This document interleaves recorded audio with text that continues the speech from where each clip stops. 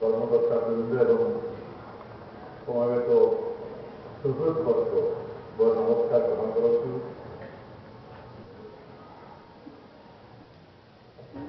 ମୋ ପାଇଁ ଏକ ବିରଳର ସ୍ଥାନ।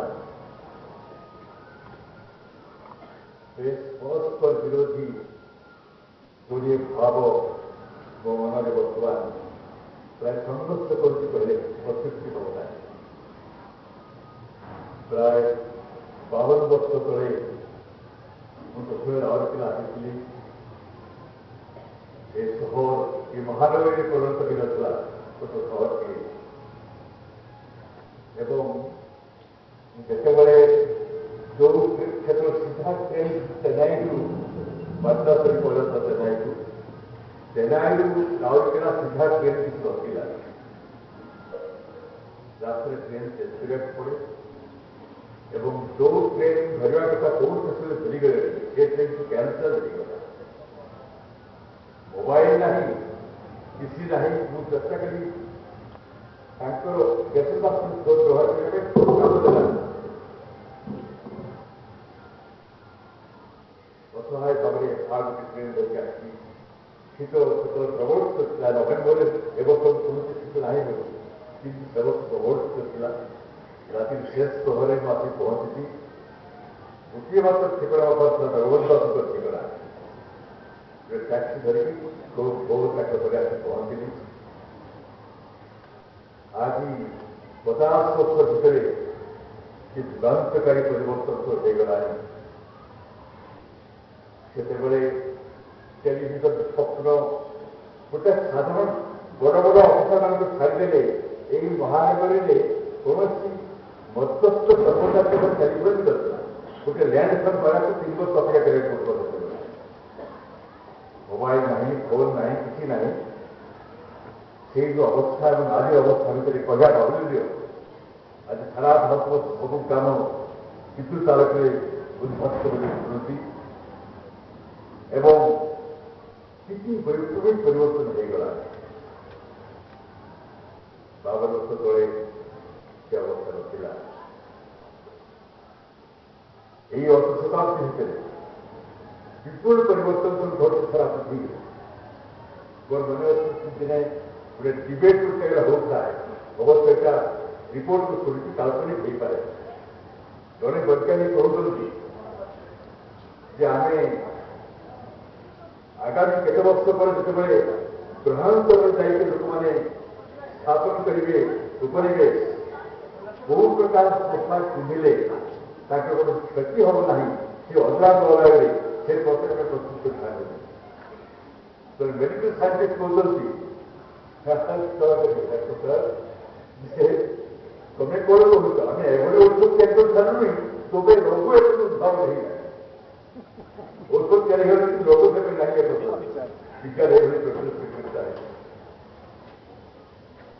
କିନ୍ତୁ ମଣିଷ ଚେତନା ଚାଖଣ୍ଡେ ଉପରକୁ ଯାଇଥିଲା। ସେ ଗୋଟେ ବିରାଟ ପ୍ରଶ୍ନବାଦ। ଆମେ ବହୁତ ଉପରକୁ ଗଲୁଣି, ଗ୍ରହ ଗ୍ରହାନ୍ତରରେ ଗଲୁଣି, କିନ୍ତୁ ଆମର ଚେତନା କେତେ ଉପରକୁ ଯାଇଛି? এই প্রশ্নের উত্তর আমি সমস্ত নিজেদের ভিতরে খোঁজিকি বাহার କରିବାକୁ ପଡ଼ିବ। ସେ ଯେଉଁ ଜିজ্ঞାସା ବୋଧ ନେଇକି ଦିନେ ଏଠି କେନ୍ଦ୍ରಕ್ಕೆ ସ୍ଥାପିତ ହୋଇଥିଲା, ସେମାନଙ୍କ ନାମ ଆଜି ସ୍ୱତନ୍ତ୍ର ଭାବରେ ଉଚ୍ଚାରଣ କରିଗଲେ ମୋ ବନ୍ଧୁମାନେ। ସେ ଜିଜ୍ଞାସା ବୋଧ ଅଜ୍ଞାନ ରହିଛି। ଯେଉଁମାନେ ଆଜି ପ୍ରତିଷ୍ଠତା ସେମାନେ ଆଜି କେହି ନାହାନ୍ତି। ଦେଖୁଛି ବସ୍ତିକା ଦାସ ହେବା World familiar faces. କିନ୍ତୁ ତା ସଙ୍ଗେ ସଙ୍ଗେ ମୁଁ ଜାଣୁଛି ଯେଭଳି ଯେଉଁ ଉଦାସ ଭାବ ସେଇଟା ମୋତେ ଶିରବନ୍ଧ ଯୋଗ ସାଙ୍ଗରେ ଯାଏନି। ସେମାନଙ୍କ ଅଭିପ୍ସା, ସେମାନଙ୍କ ଯେଉଁ ଜିଜ୍ଞାସା ବୋଧ ସେ ପ୍ରତିବର୍ଷ ହେଇକି ରହିଛି ଆଜି କର୍ମୀମାନଙ୍କ ଭିତରେ, ନୂଆ ନୂଆ ମୁହଁ ଭିତରେ ଏବଂ ଆଜି এই বিপুল জনসমাবেশ ভিতরে। এই ଯେଉଁ জিজ্ঞাসা ବୋଧ,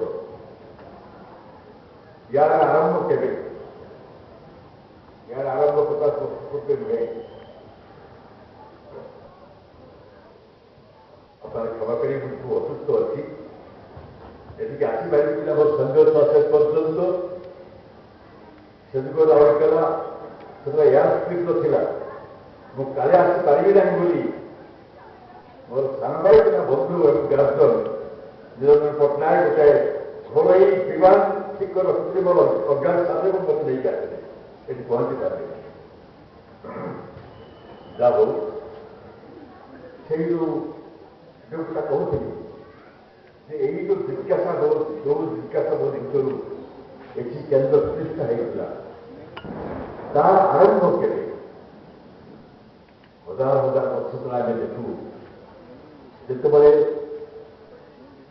ଖ୍ରୀଷ୍ଟପୂର୍ବ 15 ଶତାବ୍ଦୀରେ ସକ୍ରେଟିସ୍ ମହାପୁରୁଷ ସକ୍ରେଟିସ୍କୁ ବିଷ ଦେଇକି ମାର୍ଗଦର୍ଶନ ସେବା ଯାଉଛି ଚେଷ୍ଟା ନୁହଁ ରାଷ୍ଟ୍ର ରାୟ ଦେଇକି ସେ ବିଷ ପାନ କରିକି ଜୀବନ ତ୍ୟାଗ କରିବା ଆବଶ୍ୟକ।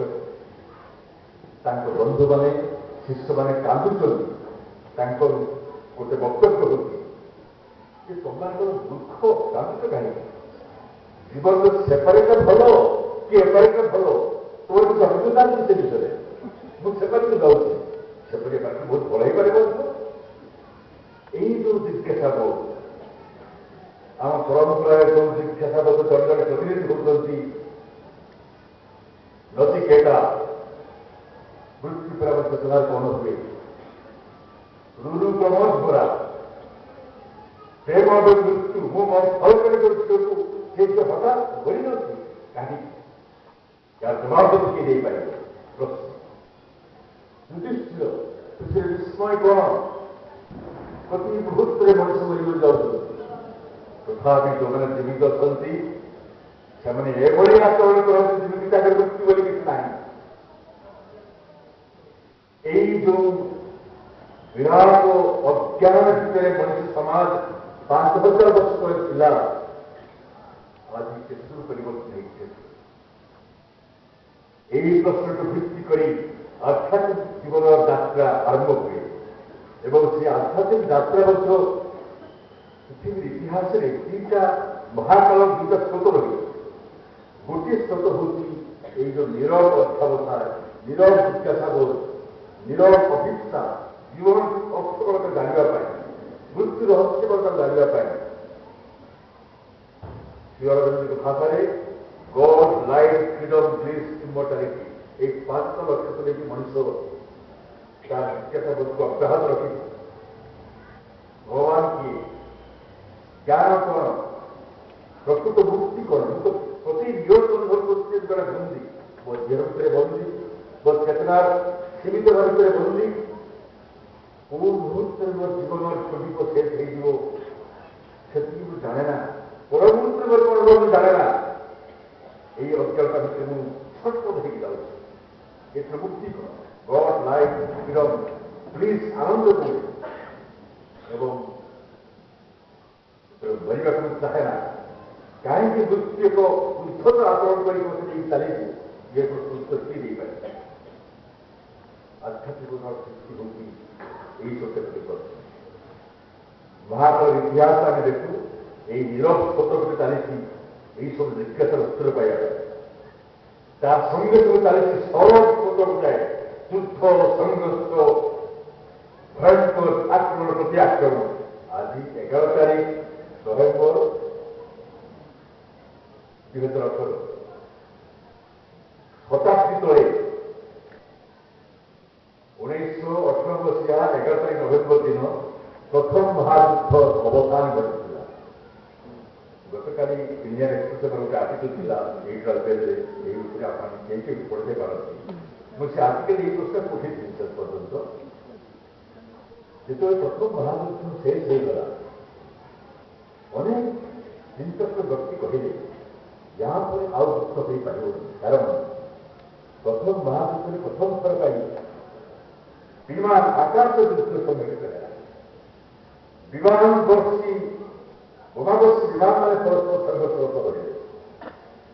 ସେତେବେଳେ ଦେଖିଲେ ସେମାନେ ଯେ ଯଦି ଆହୁରି ଯୁଦ୍ଧ ହୁଏ ଏବଂ ଏହି ବିମାନ ବିଦ୍ୟା ଯଦି ଆହୁରି ନିଜକୁ ଅତିକ୍ରମ କରିକି ଆଗକୁ ଚାଲିଯାଏ ଆକାଶ ଯୁଦ୍ଧ ସାରା ପୃଥିବୀ ସରକାର ହେଇଯିବ ଏବଂ ଯେହେତୁ ପ୍ରଥମ ମହାଯୁଦ୍ଧ ଫଳରେ ଲିଗ୍ ଅଫ୍ ନେସନ୍ସ ସ୍ଥାପିତ ହେଲା ସାରା ପୃଥିବୀ ଦେଶମାନଙ୍କରେ ଗୋଟାଏ ସମିତି ତିଆରି ହେଲା। ଅନେକ ବିଶ୍ୱାସ କଲେ ଯେ ଯୁଦ୍ଧର ବିକଳ୍ପ ମିଳିଯିବ ଏହି ସମିତି ଦ୍ୱାରା ଏମାନେ ସବୁବେଳେ ଯେକୌଣସି ସଂଘର୍ଷ ସମାଧାନ କରିଦେଇପାରିବେ ଏବଂ ଯୁଦ୍ଧ ଯେହେତୁ ଭୟଙ୍କର ହେଇଯିବ ତେଣୁ ଆଉ ଯୁଦ୍ଧ ଆବଶ୍ୟକ ରହିବ ନାହିଁ। କିନ୍ତୁ 3 ଦଶନ୍ଧି ବିତିବା ପୂର୍ବରୁ ମାତ୍ର 30 ବର୍ଷ ଖଣ୍ଡ ଯାଇଛି ଦ୍ୱିତୀୟ ମହାଯୁଦ୍ଧ ଆରମ୍ଭ ହେଇଗଲା। ରହସ୍ୟ ମଣିଷ କିଛି ଶିଖିପାରିଲା ନାହିଁ। ଲକ୍ଷ ଲକ୍ଷ ଲୋକ ଆହତ ମୃତ ହେଲେ ପ୍ରଥମ ମହାଯୁଦ୍ଧରେ, ଲକ୍ଷ ଲୋକ ବନ୍ଦୀ ହେଲେ ଏବଂ ସମ୍ପୂର୍ଣ୍ଣ ଭାବରେ ଅକ୍ଷମ ହେଲେ ପରବର୍ତ୍ତୀ ଜୀବନ ପାଇଁ। ତଥାପି ଦ୍ୱିତୀୟ ମହାଯୁଦ୍ଧ ଘଟିଲା। ୟୁନେସ୍କୋର ଯେଉଁ ସମ୍ବିଧାନ ସେଥିରେ ଲାଇନ୍ ଅଛି ଯେ ଯୁଦ୍ଧ ପ୍ରକୃତରେ ମଣିଷ ଚେତନାରେ ଥାଏ, ମଣିଷର ମନରେ ଥାଏ ଯୁଦ୍ଧ। ତେଣୁ ସେଇ ମନକୁ କେମିତି ଯୁଦ୍ଧ ନିଶାମୁକ୍ତ କରାଯାଇପାରିବ, ଅଜ୍ଞାନ ମଣିଷର ଧ୍ୱଂସାତ୍ମକ କାର୍ଯ୍ୟକଳାପ ପାଇଁ ଗୋଟାଏ ଅସମ୍ଭବ ଅବଚେତ ନିଶା ରହିଥାଏ, ସେଇ ନିଶାମୁକ୍ତ ଯଦି ମଣିଷ ହେଇପାରିବ। यार तत्व कहीं यार तत्व होते या कि मनुष्य निजे एति असहाय निजे जानना से प्रवृत्ति कौन करियो कल्पना करते गोटे हिटलर भया लोक साधारण मनुष्य कल्पना करुच्ची दिने तार जातिर लोक मैंने निजक आर्थ बोलुवा जर्मान लोक मैंने सारा पृथ्वी को अत्याचार शासन करेंगे निजे अलेक्जेंडर जो सब देखते विजय लाभ कर साम्राज्य करदेवे मिश्रा केते कम वर्ष मरीगला अथच हिटलर के भाई पाइला मुसोलिनी के भाई पाइले स्टालिन के भाई पाइले स्वराज एकत्र शासन करिकी विरोध करियो हजार हजार संख्यार लोक निपात करदेकी से निजर आसन पूजा व्यक्ति पाए यही प्रोसेस मन को आसे मने पड़ी स्पेन में डिक्टेटर थे सब बड़ जनरल फ्रांको से जो बहुत गाड़ी बहुत बड़ गाड़ी मृत्यु संख्यार साइड सब जानते देखो मृत्यु चलिए डाक्तर अच्छा प्रति घंटे मेडिकल नोटिस बाहर जाओ बेसी सब रही काउंसिलर लिस्ट देखा देखा पाखर गोटे बस ये हताश कमार फेरी फेरी आए तो डाक्तर पचार पाखर गोटे बुढ़ा लोक कथबार्ता किए डाक्तर आगे से आपंकर मंत्रिमंडल सभ्य बारे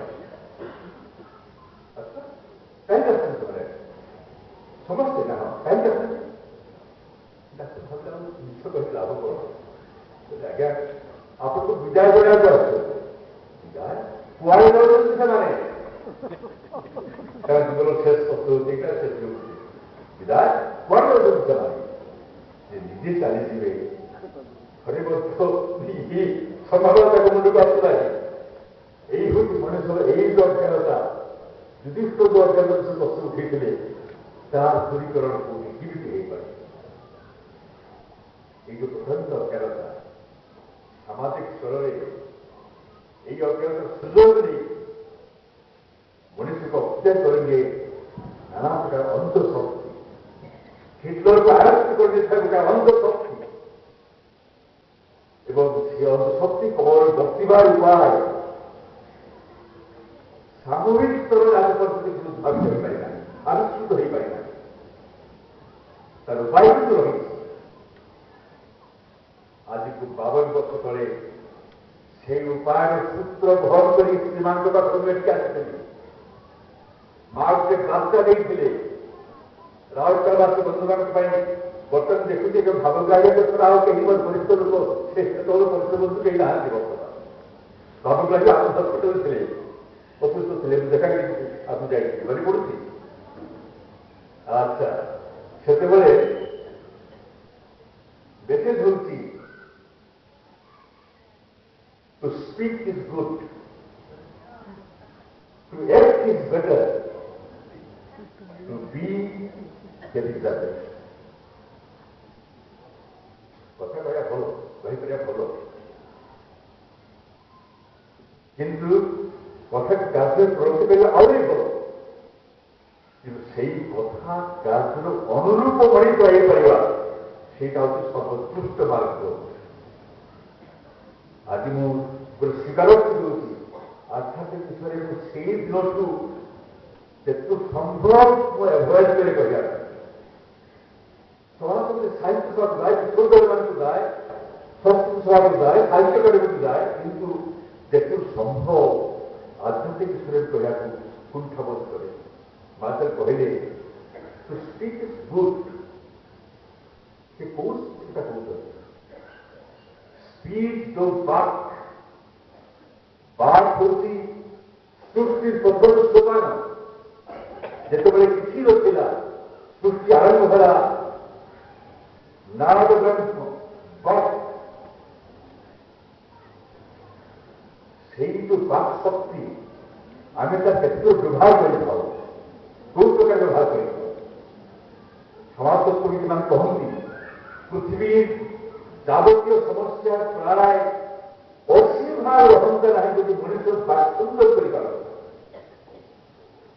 କଥାବାର୍ତ୍ତାରେ କେତେ ଯାହାର ପ୍ରାଣ ଶକ୍ତି ଯାଏ, କେତେ ଯେ ବୁଦ୍ଧିଗତ ଶକ୍ତି ଯାଏ ଏବଂ କେତେ ଯେ ଉତ୍ତେଜନା ଭିତରେ ଜଡ଼ିତ ହୁଏ ଏବଂ ଉତ୍ତେଜନା ଫଳରେ ଆମର କେତିକି ଦୁର୍ବଳତା ଆସି ହବା ଭିତରକୁ ଆମେ ସଚେତନ ହଉ। ମାର୍ଜର କହୁଥିଲେ ଟୁ ସ୍ପିକ୍ ଇଜ୍ ଗୁଡ୍, ଏଇଭଳିଆ କଥାବାର୍ତ୍ତାକୁ ସେ କହୁନଥିଲେ। ସେ କହୁଥିଲେ ଯୋଉମାନେ ମହତ୍ କଥା କହୁଛନ୍ତି, ଯୋଉମାନେ ଆଧ୍ୟାତ୍ମିକ କଥା କହୁଛନ୍ତି, ସେଇଟା ଗୁଡ୍। କିନ୍ତୁ ସେଇ ଗୁଡର ପ୍ରଭାବ ସମାଜ ମଣିଷର ବୁଦ୍ଧି ଉପରେ ଥାଏ। ତାକୁ ଅଧିକ କିଛି ନୁହେଁ, ମଣିଷକୁ ପରିବର୍ତ୍ତନ କରିପାରିବନି। ମୁଁ ଯେତିକି ଭଲ କଥା କହିଲା କାହିଁକି, ଯଦି ମୋ କଥା ପଛରେ, ମୋ ଶବ୍ଦ ଉଚ୍ଚାରଣ ପଛରେ ଯଥେଷ୍ଟ ଶକ୍ତିଶାଳୀ ଚେତନା ଅଂଶିତ ଥିବ, ଅର୍ଥାତ୍ ଯୋଉ ଶବ୍ଦ ମୁଁ କହୁଛି ସେଇ ଶବ୍ଦ ଉଚ୍ଚାରଣ କରିବାର ଅଧିକାର ଯଦି ମୋର ନଥିବ, ସେଇ ଶବ୍ଦଟି ଅଣିବନ ଶବ୍ଦ ହେଇନଥିବ, ତାର କୌଣସି ପ୍ରଭାବ ପ୍ରସଙ୍ଗ ପଡ଼ିବେ ନାହିଁ। ସୁନ୍ଦର କଥାଟି ମାନେ ଶୁଣିବାର ଅଭାବ କର, ଅଧ୍ୟାପକଠୁ ଆରମ୍ଭ କରି, ପଣ୍ଡିତଠୁ ଆରମ୍ଭ କରି, ନେତାଠୁ ଆରମ୍ଭ କରି ସମସ୍ତେ କହୁଛନ୍ତି ଭଲ ହୋ, ଭଲ ହୋ, ଭଲ ହୋ, ଭଲ କାମ କରିବା। ପ୍ରଭାବ କିଛି ନାହିଁ ସମାଜରେ। ଦିନେ ଯୀଶୁଖ୍ରୀଷ୍ଟଙ୍କୁ ଆଗକୁ ଜଣେ ମହିଳାକୁ ଟାଣିରେ ନେଇ ଆସିଲେ ଲୋକମାନେ, ସାଧାରଣ ଲୋକମାନେ। ସେ ମହିଳା ଜଣେ ଦୁଷ୍ଟ ହେଇଥିଲା। ଏଟା ଅଥେଣ୍ଟିକ କଥା, ଏଟା ପ୍ରାମାଣ୍ୟ କଥା। ଯୀଶୁଖ୍ରୀଷ୍ଟଙ୍କୁ କହିଲେ, ସ୍ୱୟଂ ନେତା, ଧର୍ମ ନେତା, ବର୍ତ୍ତମାନ ଏଇ ମହିଳାକୁ ଆମର ନିୟମ ଅନୁସାରେ ଆମେ ଠେଲା ମାରିବାରେ ହତ୍ୟା କରିବୁ, ଠିକ ଅଛି ତ? ଯୀଶୁଖ୍ରୀଷ୍ଟ ଖାଲି ଗୋଟିଏ କଥା କହିଲେ, ଠିକ ଅଛି। ଖୁସି ହେଲେ ତ, ଝାଳ ନେଲେ ତ। ତାପରେ ଯୀଶୁଖ୍ରୀଷ୍ଟ କହିଲେ, ପ୍ରଥମ ଝାଳକୁ ସେଇ ମାରୁ ଯେ ଜୀବନରେ କୌଣସି ପାପ କରି ନାହିଁ।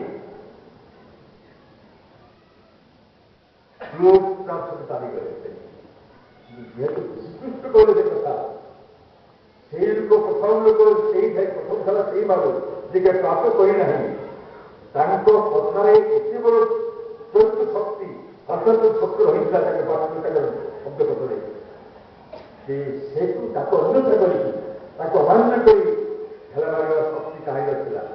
କିନ୍ତୁ ଆଜି ମୁଁ ଯଦି ସେୟା କହେ, ଜଣେ କୌଣସି ବିଚାରକୁ ଦିଆ ନ କର, କେହି କରିବେ।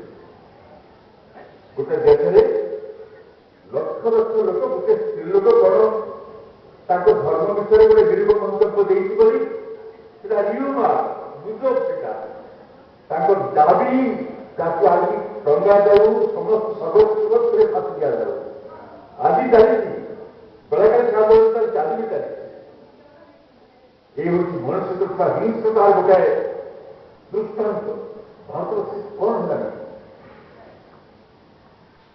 କୁହାଯାଏ, ୟୁନେସ୍କୋ କହୁଛି ଯେ ମଣିଷ ମନରେ ଯୋଉ ହିଂସା ରହିଛି ତାକୁ ବିବେକ ଦ୍ୱାରା ନିୟନ୍ତ୍ରଣ କରାଯାଇପାରେ।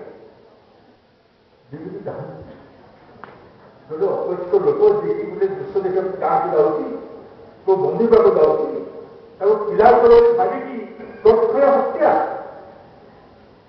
ଆଜି ଇଣ୍ଡିଭିଜୁଆଲ ଲୋକ ଯେ ଚିନ୍ତା କରିପାରିବେ କାହିଁ ସମସ୍ତେ ଗୋଟେ ବୋର୍ଡ नो माइंड ଜଟିଳାର ମାନସିକତା ବୋଲି କିଛି ନଥାଏ। ଆମେ ସମସ୍ତେ ଏକ ଜଟିଳାର ଅଂଶୀଦାର। ବ୍ୟକ୍ତିଗତ ମଣିଷ ବୁଦ୍ଧି ଏବଂ ବିବେକବନ୍ତ ମଣିଷ ଆଦି ଗୋଟିଏ ସମାଜ ଅଛନ୍ତି। ୟାର କାରଣ କଣ? ୟାର କାରଣ ହେଉଛି ବିବର୍ତ୍ତନୀୟ ଏଭଳି ଗୋଟେ ସମୟ ଆସୁଛି, ମୁହୂର୍ତ୍ତ ଆସୁଛି ଯେତେବେଳେ ମଣିଷ ମାନସିକ ଷ୍ଟେବିଲିଟି, ମଣିଷର ମାନସିକ ସ୍ଥିତି କୋହଳି ଗଲାଣି। ମନ ଯାହା କିଛି କରିବା କଥା, ବୁଦ୍ଧି ଯାହା କିଛି କରିବା କଥା ସବୁ କରି ଦେଇସାରିଛି। ତାର ଭୂମିକା ଆଜି ପ୍ରାୟ ଜୁଆଳିଆ ହେଇଗଲାଣି। ଅଥଚ ମନଠୁ ମହତ୍ଵ ଉଦ୍ଧତର ଏକ ଶକ୍ତି ଆସିକି ଆମ ଜୀବନକୁ ନିୟନ୍ତ୍ରଣ କରିବ, ସେ ସୁଯୋଗ ଆମେ ଦଉନାହୁଁ। ଏଇ ହେଉଛି ଆଜି ମଣିଷର ବିଡ଼ମ୍ବନା। ଆମ ଜୀବନରେ ଏଇ ହେଉଛି ପ୍ରହଳିକା। ସମସ୍ତ ଅର୍ଥ ହେଉଛି ଏଇଟା। ମା ସବୁ କହୁଛନ୍ତି speak is good, to act is better. Who act? ଯଦି ଚେତନା ଆମ ଯୋଉ ଅଂଶ ଅଛି ସେ ଅଂଶ ଆମେ ଆକ୍ଟ କରିବା, କିଏ ଏକ୍ସନ ହବ? ମନେ କରୁଛି ଗୋଟେ ବଡ କଥା। ଜଣେ ଭଦ୍ରଲୋକ ତାଙ୍କର ବ୍ୟବସାୟ ଫ୍ୟାକ୍ଟ୍ରି ଥିଲା। ତ ସେ ଫ୍ୟାକ୍ଟ୍ରିରେ କାମ ଗୋଟେ ଚାଲିଛି, ଭଲ ଲୋକରେ କାମ କରୁଛି, ପ୍ରାୟ 500-600 କର୍ମୀ ଅଛନ୍ତି, କାମ କରୁଛନ୍ତି। କାରଣ ପୁଅ ଆମେରିକାରେ ଥିଲେ, ବିଦେଶ ଅଫ୍ରିକାରେ ଭାରି ସ୍ମାର୍ଟ ଥିଲା, ବୁଝିବାର ଥିଲା। ସେ କହୁଛି ବାପା ସବୁ ଠିକ ଅଛି, ଲୋକମାନଙ୍କୁ ଉଦ୍ଦୀପନା ଦେବା ପାଇଁ, ଉତ୍ସାହ ଦେବା ପାଇଁ ଯୋଉଟା ଗୋଟେ ବାତାବରଣରେ କ୍ଷିପ୍ର ସୃଷ୍ଟି କରିବା ଉଚିତ, ଲୋକ ଯେମିତି ତ୍ୱରିତ କରିକି ହେବେ ସେଟାକୁ ଉତ୍ସାହ ଦେବା ଉଚିତ, ସେଇଟା ଆମର ନାହିଁ। ତ ବାପାକୁ କଣ କହୁଛୁ? ପୁଅ ଉପରେ ଅଛି ବାପା ନା ରହ ଦେଖିଲେ ତା ପରଦିନ ପୁଅ କଣ କରୁଛନ୍ତି? ସବୁବେଳେ ବାନ୍ଧିଛନ୍ତି ଡୋଣ୍ଟ ଡିଲେ, ଆକ୍ଟ ନାଓ। ବର୍ତ୍ତମାନ କାମ କର, ଆକ୍ଟ ନାଓ, ଆକ୍ଟ ନାଓ। ତାପରେ ପୁଅ ଚାଲିଗଲେ କୋଉଠିକି, ବମ୍ବେ କି ଦୂରକୁ କୋଉଠି ଫେରି ଆସିଛି। ଯେତେବେଳେ ବାପା ଉଦାସ ହେଇକି ବସୁଛନ୍ତି, କଣ ହେଲା? ତୁ ଲେଖିବୁ ଆକ୍ଟ ନାଓ ବୋଲି। ଆମର ଯିଏ ଆକାଉଣ୍ଟେଣ୍ଟ 20 ଲକ୍ଷ ଟଙ୍କା ନେଇକି ପଳେଇଛି।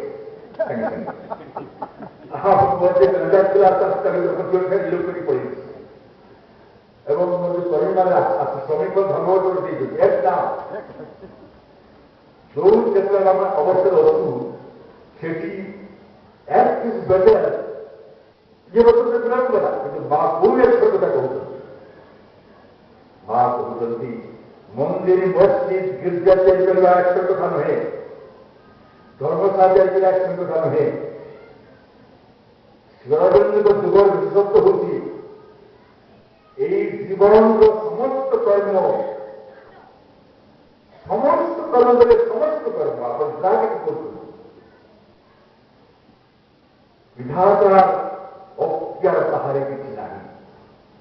ଖାଲି ସେଇ କର୍ମ କଲାବେଳେ ଯଦି ତମେ ବିଧାତାକୁ ସ୍ମରଣ କରିକି, ଦିବ୍ୟଶକ୍ତିକୁ ସ୍ମରଣ କରିକି, ତାର ଆୟୁଷ ଭାବରେ ନିଜକୁ ମନେ କରିକି କର୍ମଟି କରୁଥିବ, ତେବେ ସେଇଟା ହବ କର୍ମଯୋଗ। କର୍ମଯୋଗୀ ଆମେ ଅନେକ କହୁ, ଗୋଟେ ଲୋକ ଅନେକ କାମ କରୁଛି ସମାଜରେ, ସେ କର୍ମଯୋଗୀ ନା, ସେ ଅହଂଯୋଗୀ। ମନ୍ଦିର କରିছে, ମନ୍ଦିରকে নাম তুলো অহংর সুন্দরে মন্দির করছে, সেটি କିଛି ନାହିଁ, ପୁଣ୍ୟ ଗପ କିଛି ନାହିଁ। ଧର୍ମଶାଳା କରିছে ନାମ ତୁ ଅମୁକ ଧର୍ମଶାଳା ଦେଇନା, ସବୁ ଅହଂର ଗୋଟେ କସର। ଏବଂ ଆମେ ସେମାନେ କର୍ମଯୋଗୀ ବୋଲି କହୁ। କର୍ମଯୋଗୀ ସିଏ যে নিজের সমস্ত সে সারাংশকে ঝাড়ুদার হয়েথাও কি মহামন্ত্রী হয়েথাও, নিজের সমস্ত কর্মকে যদি সে যোগ সংযোগ স্থাপন করে দেউছ ভগবানের সাংরে, বিপদ সাংরে, সেই কর্মযোগী মা সেই কর্ম কথা বলছেন।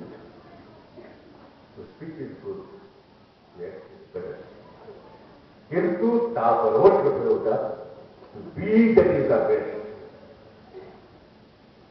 ଆପଣଙ୍କର ଭଲ କଥାର ପ୍ରଭାବ ପଡ଼ିବ ବୁଦ୍ଧି ଉପରେ, ଆପଣଙ୍କର ଭଲ କର୍ମର ପ୍ରଭାବ ପଡ଼ିବ ସମାଜ ଉପରେ।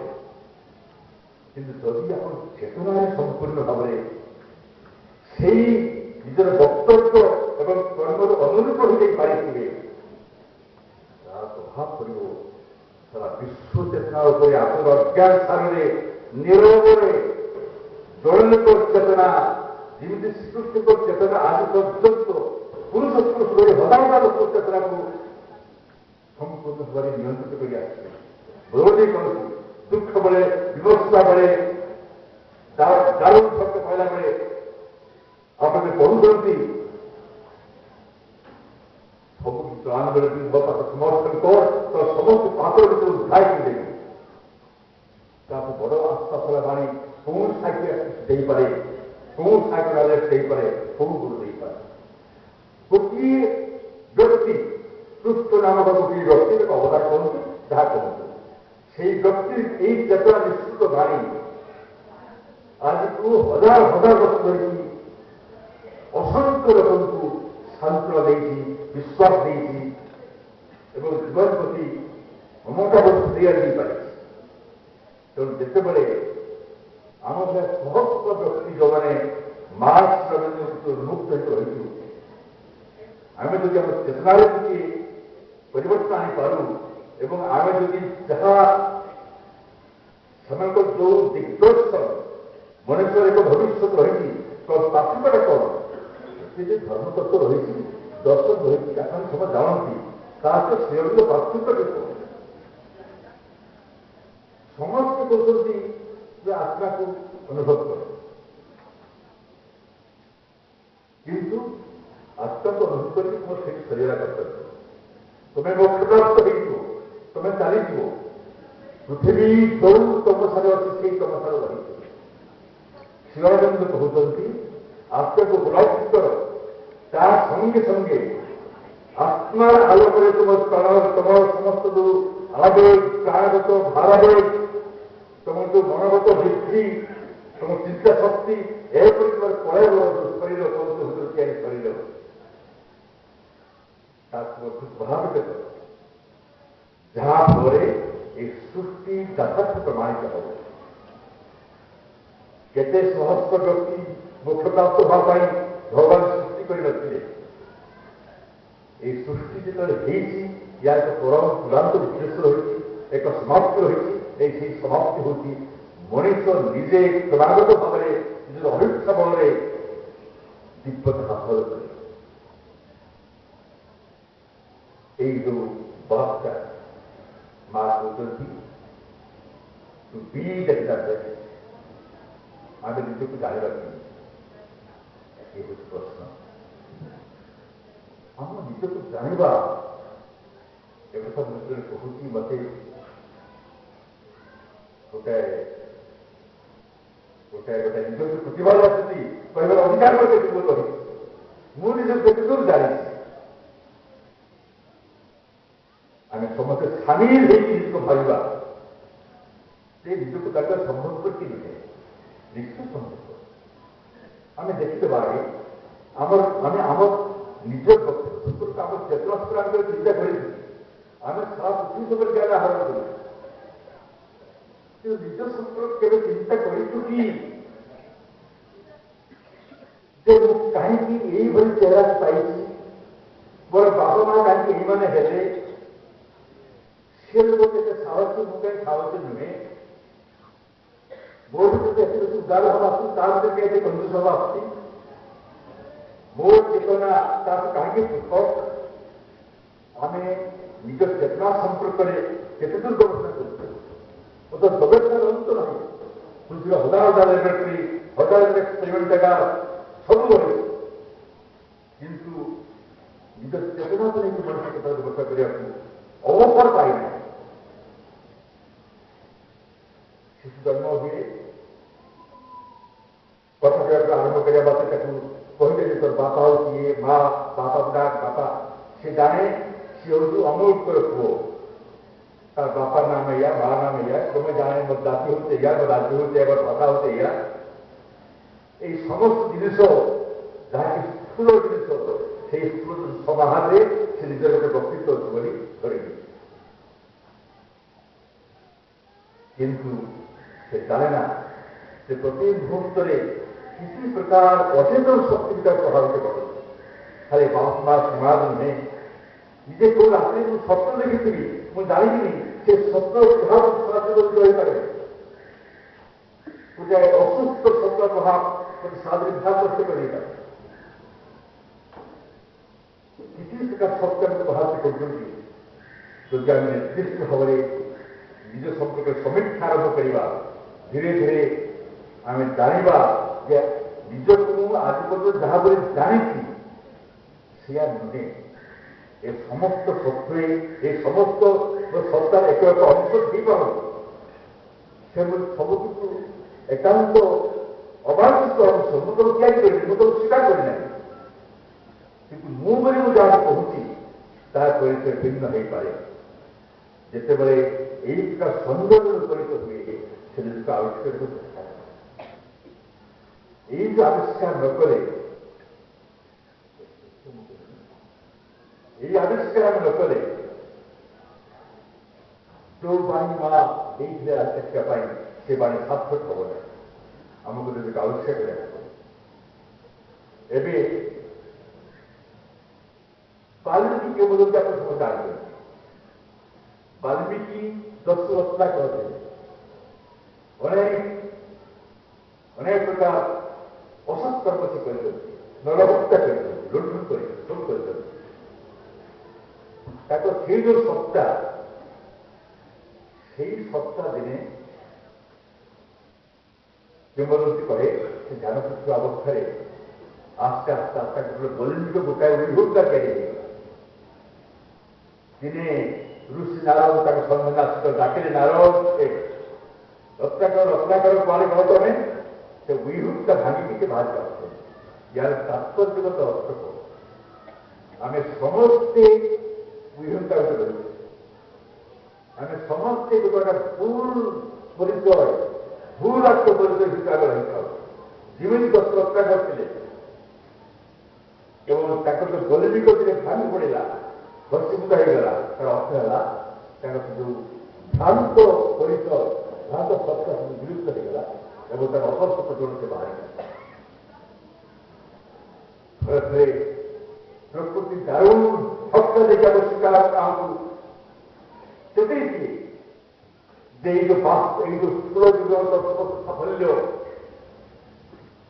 ଚମତ୍କାରିତା यार विशेष मूल्य नहीं अनेक समय में गोटे कहानी अपन मन पकई पढ़ी पड़े तो सोराग रुस्तम तो कहानी तात्पर्य कौन जानते मन पड़े रुस्तम विराट वीर राजा भाई राजा कालीन भाई सी विराट वीर से वीर बनवा सीधा सब मनुष्य गोटे विराट आशा गोटे विराट तार गोटे आकांक्षा जन वीर सृष्टि नहीं रुस्तम जन वीर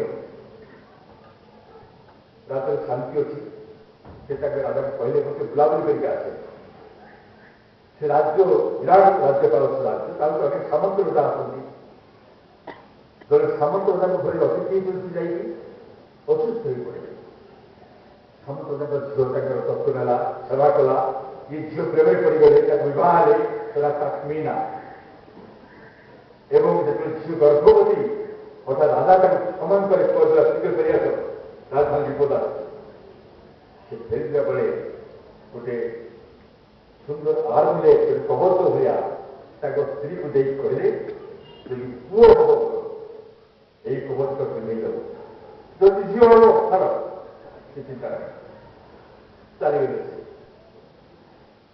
पुत्र सन्तान से जो दुष्टात्मा बुझा कौन है बोली ये विषय बोधे झील है कारण पुओ जानते से नहीं पुओ निज पास विरोध करने दुष्ट थोड़ी संपर्क एक पुओर नाम है सोरा से बढ़ला 16 वर्ष बयस से जानला तो बापा किए महान रुस्तम किंवदंती पुरुष रुस्तम तार बापा एवं जितेबाला सेटा बुझी पार रुस्तम तार बापा बोली तार मन विराट आकांक्षा होती तुम बापा तो योग्य पुओ ये प्रमाण कर बापा आगे अभिभूत करेंगे कहूँ ନିଜକୁ ସିଏ ବହୁତ ତାଲିମ ଦେଇକି ଜଣେ ଅନନ୍ୟ ଦୂରରେ କରୁଛୁ ଇତିମଧ୍ୟ ହେଇଛି କ'ଣ ତାର ଯୋଉ ଅଦାଲତ ରାଜ୍ୟ ସିଏ ପାରସ୍ୟତା ଅଲଗା ହେଇଗଲା ଯେଟା ପାରସ୍ୟ ସହିତ ଆଉ ଗୋଟେ ରାଜ୍ୟର ଯୁଦ୍ଧ ହେଲା ଏବଂ ସେଇ ଶତ୍ରୁର ସହିତ ଏହାର ଅଦା ସାମିଲ ହେଇଛନ୍ତି ଇଏ ଶତ୍ରୁ ପକ୍ଷକୁ ଅନେକ ପରାମର୍ଶ ଦେଇକି ଚ୍ୟାଲେଞ୍ଜ କଲା ପାରସ୍ପରକୁ ଯେ ଯୁଦ୍ଧ ନ ହେଇକି ତମ ଯେ ସବୁଠୁ ବଡ଼ ବିରୋଧୀଟାକୁ ପଠାଅ ଆମର ଯେତେବେଳେ ବଡ଼ ବିରୋଧୀ ଲଢ଼ିବେ ତାଙ୍କ ସାଙ୍ଗରେ ବିଜୟ ବିରୋଧ ଯୁଦ୍ଧ ହବ ଯୋଉ ପକ୍ଷର ବିରୋଧ ଜିତିବେ ସେଇ ପକ୍ଷରୁ ବିଜୟ ହେଲା ବୋଲି ଘୋଷଣା କରା ସେତେବେଳକୁ ଧରା ରୁସ୍ତ ଦୃଷ୍ଟି ଆସି ମିଳିବା ପ୍ରକାର ସାଙ୍ଗରେ ରୁସ୍ତ ରାଜା କୌଣସି କାରଣକୁ ଅନୁମାନ କରିକି ସେ ନିଜେ ଯୁଦ୍ଧ କରିବେ ନାହିଁ ବୋଲି ଶପଥ କରିଛନ୍ତି ରାଜାଙ୍କୁ ଅନୁରୋଧ କରୁଛନ୍ତି ଏ ଗୋଟେ ସମ୍ମାନର କଥା ଗୋଟେ ଅଜ୍ଞାତ ପୁରସ୍କାର ବାଳକ କିଏ ସିଏ କହୁଛି ସବୁଠୁ ବଡ଼ ଯୁଦ୍ଧ ତମ ଯିଏ ତାକୁ ପଠାଅ ମୁଁ ତା ସାଙ୍ଗେ ଲଢ଼ିବି ଆମେ ଯଦି ତାକୁ ଗ୍ରହଣ ନ କରିବା ଏଇ ଚ୍ୟାଲେଞ୍ଜକୁ ତାର ସମ୍ମାନ ଯିବ ଯିବି କିନ୍ତୁ ମୋ ନାମ ପ୍ରକାଶ କରିବ ନାହିଁ ରୁଷ୍ଟ ଭଳିଆ ଝିଅ ଗୋଟେ ଅଜଣା ବାଳକକୁ ଦୃଷ୍ଟି କରିବ ବାହାଦୁରୀ କ'ଣ ମୋ ନାମ ପ୍ରକାଶ କରିବ ଦୁଇ ପକ୍ଷ ଯୁଦ୍ଧ ମଣ୍ଡଳୀ ଯାଇଛନ୍ତି ଦୁଇ ପ୍ରତିନିଧି ଯୁଦ୍ଧ ଆରମ୍ଭ ହେଇଗଲା ଲଢ଼େଇ ଆରମ୍ଭ ହେଉଛି ଫେନ୍ସିଂ ଚାଲିଛି ବର୍ଷାରେ ଇଂରେଜ ଯୁଦ୍ଧ କରୁଛନ୍ତି କିନ୍ତୁ ରୁସ୍ତମ ଦେଖିଲେ ଘଣ୍ଟା ପରେ ଘଣ୍ଟା ଚାଲିଯାଉଛି ଛୋରା ଏ ଅଜଣା ଯୁବକ ସେ ପ୍ରୟାଗରେ ପଡ଼ିଥିବା ଦେଖୁନାହିଁ ସେ ଆଶ୍ଚର୍ଯ୍ୟ ହେଇକି ନିଜକୁ ଯେ ସେ ଯେତେବେଳେ କେତେବେଳେ ଦୂର ସେଥି ପାଇଁ କରୁଛି ଆରେ ରୁସ୍ତମଙ୍କର ହେଲା କ'ଣ କିନ୍ତୁ ରୁସ୍ତମ ନାମ ଦେଇଛି ଛୋରା ସେଇ ମୁହୂର୍ତ୍ତରେ ସେ ଶାନ୍ତ ହେଇଯାଇଛି ଗୋଟେ ମୁହୂର୍ତ୍ତରେ ଚମକି ପଡ଼ିଛି ସେଥିପାଇଁ ରୁସ୍ତମଙ୍କର ବସ୍ ଯାଇକି ଛୋରାର ଛାତ୍ର ଛୋରା ପଡ଼ିଯାଇଥିବା ରକ୍ତାକ୍ତ ଛୋରା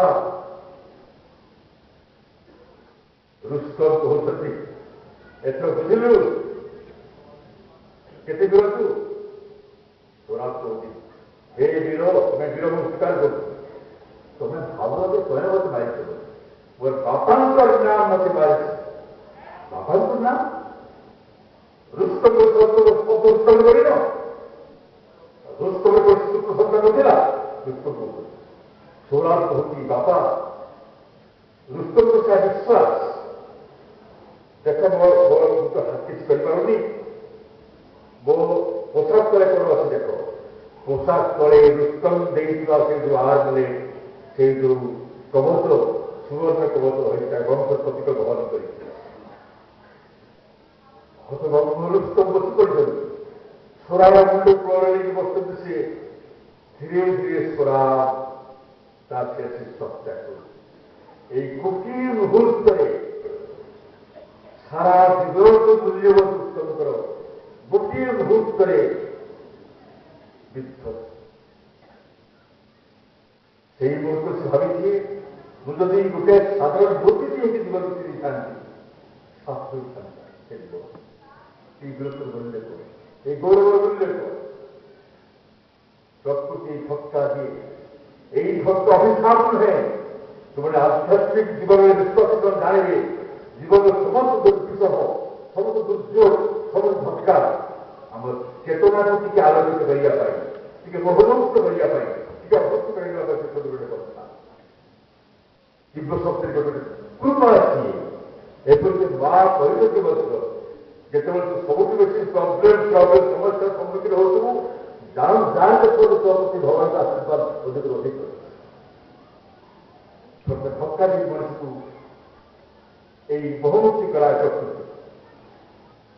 কিন্তু যেତେବେଳେ ମଣିଷ ନିଜର ଅନ୍ତଃସ୍ଥିତ ଅବସ୍ଥା ଥିବ ନିଜର ଆତ୍ମକୁ ଜାଣିଥିବ ସେତେବେଳେ ସେ ବିଚଳିତ ହେବ ନା ସେ ଭାଙ୍ଗି ପଡ଼ିବ ନା ଜୀବନର ସ୍ରୋତ ଅବ୍ୟାହତ ରହିଥିବ ଜନ୍ମ ପରେ ଜନ୍ମ ଚାଲିଥିବ ସେ ଜୀବନ ସମସ୍ତ ଅଭିଜ୍ଞତା ପୁଞ୍ଜି କରିକି ନୂତନ ଜନ୍ମ ଆମର ସୃଷ୍ଟି ହେବ ଏଇ ଯୋଉ ଆଶ୍ରମ ଜାଣିବା କଥା ଅବଶ୍ୟ ଗୀତା ଆପଣଙ୍କୁ ଗୋଟେ କଥା କହିଦେଉଛି ଆଜି ମନେ ପକେଇ ଦେଉଛି ଗୋଟେ କଥା ଖାଲି ଚେଷ୍ଟା କରିଦିଏ ପାଞ୍ଚ ମିନିଟ୍ କହିବେ ସିନେମା ଭାରତ ଦୁର୍ଭାଗ୍ୟ WHO ହିସାବ ୱାର୍ଲଡ ହେଲ୍ଥ ଅର୍ଗାନାଇଜେସନର ହିସାବ ଅନୁସାରେ ସାରା ପୃଥିବୀରେ 30 କୋଟି ବିଷାଦଗ୍ରସ୍ତ ଲୋକ ଅଛନ୍ତି। ତାପରେ ଭାରତବର୍ଷରେ ହେଉଛନ୍ତି 5 କୋଟି 7 ଲକ୍ଷ ଏବଂ ଏକ୍ଜାକ୍ଟ ନ୍ୟୁରୋସିସ୍ ଉତ୍କଣ୍ଠ ରୋଗରେ 3 କୋଟି 10 ଲକ୍ଷ ଲୋକ ପୀଡ଼ିତ ଭାରତବର୍ଷରେ। ଯେଉଁ ଭାରତବର୍ଷର ବିଷାଦ ରୋଗର ନିରାକରଣ ଦିଗରେ ପ୍ରଥମ ପ୍ରେସ୍କ୍ରିପ୍ସନ୍ ଦେଇଥିଲେ ଶ୍ରୀକୃଷ୍ଣ, ସେହି ଭାରତବର୍ଷ ହେଉଛି ଅବସ୍ଥା। ତାର କାରଣ ଆମେ ଆତ୍ମନିଷ୍ଠୁର, ଆମେ ନିଜେ ନହୁ, ଆମର ପ୍ରକୃତ ସତ୍ତା ନହୁ। এই যে বিশালগ্রস্ত মানুষের সংখ্যা 5 কোটি 30 লক্ষ এবং 3 কোটি 80 লক্ষ অর্থাৎ মোট প্রায় 9 কোটিরু অধিক ব্যক্তি কারণ কি আর অন্তর্ভুক্ত করবে গরিব লোক নহান্তি খুব কম বিত্তবান কোটিপতি মানে সহস্র কোটি লোকের সম্পত্তি বড় দার্শনিক মানে শিক্ষাবিদ মানে ঐশ্বর্যশালী বিরাট রাষ্ট্রাম ধরনের ব্যক্তি মানে লুটেকের হচ্ছে মানে প্রাইভেট সাইকিয়াট্রিক ট্রিটমেন্ট করতে হয় এসব তথ্য অথচ আমাকে শিক্ষা দেওয়া যায় কি আমার ভারতের আধ্যাত্মিক ইতিহাস বিচিত্র ইতিহাস অবস্থিত বলে যে গোষ্ঠী ଥିଲେ ସେମାନେ କୌଣସି ସୁଯୋଗରେ ବିଶ୍ୱାସ କରନ୍ତି ନାହିଁ। ସେମାନେ କହନ୍ତି ଭଗବାନ ଏତେ ବ୍ୟାପକ ସେ କୌଣସି ଶୃଙ୍ଖଳା ମାନିବାର ଅର୍ଥ ତାଙ୍କ ଅପମାନ। ତମ ନିଜର ଯୋଉ ଆତ୍ମା ଯାହା କହିବ ଯୋଉ ତାହା ବ୍ୟବସାୟ କରିବ ସ୍ୱୟଂ ଜଗନ ଲୋକ ରହିବ ଶୁଦ୍ଧ ସହଯୋଗ ଚିତ୍ତ ପଦ୍ଧତି ହବ ନାହିଁ। ମନ ବିନାଶନ ଲୋକ ରହିବ ଶୁଦ୍ଧ। ମନ ହେଉଛି ଆମର ସମସ୍ତ ସଂସ୍କାର ଆମ ସମସ୍ତ ପ୍ରକାର ଆଶା ଆକାଂକ୍ଷା ଦୁର୍ବଳତାର ଗୋଟେ ଗୋଟେ ଗନ୍ତାଘର ମନଟାକୁ ତାକୁ ବିନାଶ କରିକି ଅନେକ ବୈରାଗ ହେଇଯାଆନ୍ତି। ତାର ମନ ବୋଲି କିଛି ନଥାଏ, ତାକୁ ସୁଖ ଦୁଃଖ ଭାବ ନଥାଏ ନା, ସିଏ ବି ସମାଧାନ ମିଳେ। ଗୁରୁର ଉପଦେଶ ଲୋକ ରହିବ ଶୁଦ୍ଧ। ଗୁରୁର ଉପଦେଶ ଯଦି କାମ ଦେବନି ସ୍ୱୟଂ ତତ୍ତ୍ୱ ସ୍ୱୟଂ ଏବଂ ଶୁଦ୍ଧ। ତ ନିଜ ଭିତରେ ଅସଲ ତତ୍ତ୍ୱ ନିହିତ ରହିଛି, ନିଜ ଭିତରେ ଶୁଦ୍ଧତ୍ୱ ଅର୍ଥାତ୍ ପରମ ଜ୍ଞାନ ନିହିତ ରହିଛି। ଭାରତ ପରମ୍ପରାର ସମଗ୍ର ବିଦ୍ୟାର ସଂଜ୍ଞା ହେଉଛି ସାହା ବିଦ୍ୟା ଯା ବିମୁକ୍ତରେ। ବିଦ୍ୟା ହେଉଛି ସେଇଟା ଯାହା ମୁକ୍ତି ଦିଏ। ମୁକ୍ତି କହୁଛନ୍ତି ଅଜ୍ଞାନରେ ମୁକ୍ତି। ଯେତେବେଳେ ବୁଦ୍ଧକୁ କୁହାଗଲା ବୁଦ୍ଧ ଶେଷ ଚେଷ୍ଟା କରୁଛନ୍ତି ଆନନ୍ଦ ଜଗତ ପରମ ଭକ୍ତ ଏବଂ ଭାଇ କାଲି କହୁଛି ତମେ ଚାଲିଯିବା ପରେ ଆମେ ବହୁତ ଆଲୋକ ପାଇବୁ। ବୁଦ୍ଧଙ୍କର ଶେଷ ବାକ୍ୟ ହେଉଛି ଆତ୍ମଦୀପ ଭବ। ନିଜର ଆତ୍ମାକୁ ପ୍ରଦୀପ ଭାବରେ ଗ୍ରହଣ କରିକି ସେଇ ଆଲୋକରେ ଆଲୋକିତ କରୁ। ଉପନିଷଦ ରହିଛି ଜଗତ ଯାଜ୍ଞବଲ୍କ୍ୟ ସଂଗ୍ରାମ। କି ସୁନ୍ଦର ସ୍ଥୂଳ ସୂକ୍ଷ୍ମକୁ ଯିବାର କୋଉ ଗୋଟେ ପଦ୍ଧତି ତାକୁ ଶିକ୍ଷା ପଦ୍ଧତି ଜଣକୁ ପଚାରୁଥିଲେ ଆଗା ଯାଜ୍ଞବଲ୍କ୍ୟ ଋଷିଙ୍କୁ ପୃଥିବୀରେ ମଣିଷରେ ଆଲୋକ କଣ? ଋଷି ହସି କରୁଛୁ ସୂର୍ଯ୍ୟ ହଉଛି ଆଲୋକ। ସୂର୍ଯ୍ୟ ଆସି ଯାଇଥିବେ ସେତେବେଳେ ଆଲୋକ ଚନ୍ଦ୍ର ଆଲୋକ। ଯଦି ଅମାବସ୍ୟା ହେଇଯିବ ନକ୍ଷତ୍ର ମାନେ ଆଲୋକ। ଯଦି ଆକାଶ ମେଘାଚ୍ଛନ୍ନ ଥିବ ବର୍ଷା ହେଉଛି ଆଲୋକ। ଯେତେବେଳେ ବର୍ଷା ଲିଭିଯାଇଥିବ କାହାରି କଣ୍ଠସ୍ୱର ଶୁଣିବ ବାକ୍ ସେତେବେଳେ ଆଲୋକ। ଯଦି ସମସ୍ତେ ନୀରବ ହୋଇଯାଇଥିବେ ଆତ୍ମର ଆଲୋକ ସ୍ଥୂଳରୁ ସୂକ୍ଷ୍ମକୁ ଫେରିଆସ। এই যে ପ୍ରାଚୀନତମ ବାଣୀ ଉପଦେଶ ଏକ ନୂତନ ଆଲୋଚନା ଆପଣଙ୍କୁ ଦେଖିବାକୁ ପଡ଼ିବ ଯେ ଆଜି ମୁଁ ତ ଆପଣଙ୍କୁ ଷ୍ଟାଟିଷ୍ଟିକାଲି ବହୁତ ସମୟ ଚାଲିବ, ମୁଁ ଆଉ କହୁନି, ଆଉ 2 ମିନିଟ୍ ସଂଖ୍ୟା ମୁଁ ଶେଷ କରୁଛି। ବଡ଼ ବଡ଼ ଗବେଷଣା ପ୍ରମାଣ କରୁଛି ଯେ ମଣିଷର ବୁଦ୍ଧିର ବିକାଶ ହେଉନାହିଁ। ଫ୍ୟାକ୍ଟ୍ରି ବଡ଼ ସାଇକୋଲୋଜିଷ୍ଟ ଜଣେ ତାଙ୍କର ବକ୍ତବ୍ୟ ହେଉଛି ଯେ ମଣିଷ ଯେତିକି ବୁଦ୍ଧିଟା ଥିଲା 100 ବର୍ଷ ତଳେ ତାକୁ ଏପଟ କରୁଛି, ସ୍ୱତଃ ହେଉଛି, କିନ୍ତୁ ବୁଦ୍ଧିର କୌଣସି ଗୁଣଗତ ବିକାଶ ହେଉନାହିଁ। ବନ୍ଦ ହେଇଯାଉଛି। ଇଲିନୟ ବିଶ୍ୱବିଦ୍ୟାଳୟରେ ଗୋଟାଏ ମନସ୍ତତ୍ତ୍ୱବିଦମାନେ ଦଳ ସ୍ୱୀକାର କରୁଛନ୍ତି ଆଜି। ଆଶ୍ଚର୍ଯ୍ୟ କଥା, ତାର ମୁଁ ତ ମୋ ବାପ ଥିଲା କଥା ସେ ଆଣେ ନାହିଁ ପ୍ରଚେଷ୍ଟାକୁ। ଯେଉଁମାନେ ଆଶାବାଦୀମାନଙ୍କର ହାର୍ଟ ଟ୍ରବଲ୍ କମ୍, ଏଂଜାଇଟି ନ୍ୟୁରୋସିସ୍ କମ୍, ଡିପ୍ରେସନ୍ କମ୍। ଆପଣ ଶ୍ରୀଅରବିନ୍ଦର ଦର୍ଶନଠୁ ବଡ଼ ଆଶାବାଦ କୋଉଠୁ ପାଇବେ? ଶ୍ରୀଅରବିନ୍ଦ ସ୍ପଷ୍ଟ କହୁଛନ୍ତି ଏହି ମଣିଷ ସୃଷ୍ଟି ଶେଷ ଜୀବନ ନୁହେଁ, ଏକ ରୂପାନ୍ତରିତ ମଣିଷ ସମ୍ମୁଖ ହେବ। ଏକ ଭବିଷ୍ୟତ ରହିଛି। ଏହି ସୃଷ୍ଟି ଅଧା ପଶୁ ଅଧା ମଣିଷ କରିକି ତାପରେ ଦ୍ୱୟା ହେଇଯାଏ ନାହିଁ। ଏହାର ଏକ ସୁବର୍ଣ୍ଣ ଆଗାମୀକାଲି ରହିଛି। ଆଶାବାଦ, ଆମେ ଆଶାବାଦ ପୋଷଣ କରିପାରିବା ଏବଂ ଆମ ନିଜ ଜୀବନକୁ ଜୀବାତର ଆମେ ଯେ ଜୀବାତର ସେ ଆଶାବାଦକୁ ଦେଇକି ଅନ୍ୟମାନଙ୍କୁ ସେ ଆଶାବାଦରେ ସନ୍ତୁଳିତ କରିପାରିବା। ଟୁ ବି ଦ ପରଫେକ୍ଟ ନିଜ ଆଶାବାଦ ହେଇପାରିବାଟା ହେଉଛି ସବୁଠୁ ବଡ଼ ସବୁଠୁ ବଡ଼ କଲା। ମନେ ରଖିଥିବେ, ଯେତେ ପୃଥିବୀରେ ଦୁର୍ଯୋଗ ଥାଏ ତାକୁ ସୁଯୋଗ ଥାଏ। ମୁଁ କହିଲି ବିଷାଦଗ୍ରସ୍ତ ଭାରତବର୍ଷ, ବିଷାଦଗ୍ରସ୍ତ ଭାରତବର୍ଷ ଲୋକମାନେ ୟାର ଅକଳ୍ପନୀୟ ଔଷଧ ରହିଛି ଗୀତାରେ। ବିଷାଦ ଗୋଟାଏ ଚ୍ୟାପ୍ଟର ଉତ୍ତୀର୍ଣ୍ଣ ରୂପାୟିତ ରହିଛି। ବିଶ୍ୱାସ ବିଶ୍ୱାସ ଏବଂ ସମର୍ପଣ। ଆମର ସାଇକୋଲୋଜିଷ୍ଟ କହୁଛନ୍ତି ଯେ ଆଜି ମଣିଷ ଏକାନ୍ତ ଏକାକୀ। ଆପଣ ପରିବାର ସମୃଦ୍ଧ ହେଇଥିବାରୁ ପରିବାର ତ ଅଧିକାଂଶ ପରିବାର ତ ନାହିଁ। ଆଉ ପୁଅ ଝିଅ କହୁଛି, ବାପା କହୁଛି, ପରିବାର କିଛି ମୂଲ୍ୟ ନାହିଁ, ସେମାନେ ଜାଣନ୍ତି କଥା। ଆପଣ ସବୁ ଅନୁଭବ ହିଁ କରନ୍ତି। ଅନେକ ଏଇ ଯୋଉ ଯେତେ ଜଣେ କହୁନା କାହିଁକି ଜଣେ ସବୁ ଲୋକ ମନେ ଅଛି ବିଶ୍ୱାସ କେତେ ଗର୍ବ କରିବ ପୁଅମାନଙ୍କ ସତରେ ମୋ ଜଣେ ଆମ ପୁଅ ଆମେରିକାରେ ଅସୁବିଧା ଆଉ ବୁଝୁନାହାନ୍ତି। ଓହୋ ହୋ ହୋ ହୋ କି ଖୁସି ସିଏ। ତାଙ୍କ ସାଇକେଲ ସଙ୍ଗତି କହିଲେ ପୁରା ରାତ୍ରି କାନ୍ଦୁଛି, କେହି ନାହିଁ, କେହି ନାହିଁ, କେହି ନାହିଁ। এই প্রতারণার কিছু মূল্য ନାହିଁ। একমাত্র সমাধান ହେଉଛି to be alone with the divine। ଆପଣ ଏକାକୀ ଯଦି ହେଇଛନ୍ତି ଅନୁଭବ କରୁଛନ୍ତି, ଚାଲନ୍ତୁ ଜଣେ ଅଛି ଯିଏକି କଦାପି ଆପଣଙ୍କୁ ସ୍ଥାନ ଛାଡ଼ିବ ନାହିଁ। ଦିବ୍ୟ ଶକ୍ତି ତାହାକୁ ଆମେ ଟାର୍ନ କରିବା, ଆମେ କଦାପି ଏକାକୀ ନୁହେଁ। ତେଣୁ ଏଇ ଯୋଉ ଦୁର୍ଯୋଗ ବିବର୍ତ୍ତନ ଦୁର୍ଯୋଗ ଦେଖାଯାଉଛି, ପରିବାର ସୃଷ୍ଟି କରୁଛି, ସୁଯୋଗ ରହିଛି ଯେଉଁମାନେ ଅଭିଛୁ, ଯେଉଁମାନେ ଜିଜ୍ଞାସା ତାଙ୍କ ପାଇଁ, ସେଇ ସୁଯୋଗ ସେମାନେ ଏକମାତ୍ର ବନ୍ଧୁ ସହାୟକ ଦିଏ ତାହାକୁ ବନ୍ଧୁଗଣ ଆପଣଙ୍କର ବହୁତ ସମୟ ହେଇଗଲେଣି।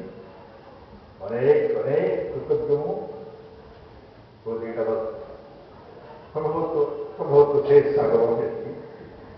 ଆଉ ନଭେମ୍ବର ସ୍କୁଲ ଆସିଥିଲି, ଆଜି ପୁଣି ଆସିଛି, ବୋଧେ ବିଚିତ୍ର ଅବସ୍ଥା ଆସିଛି। ଆପଣଙ୍କର ମଙ୍ଗଳ କାମନା କରୁଛି, ଶୁଭ କାମନା କରୁଛି। ଏଇ ପ୍ରତିଷ୍ଠାନ ଅଧିକ ଗୌରବାନ୍ୱିତ ହଉ, ଏଇ ପ୍ରସ୍ତାବ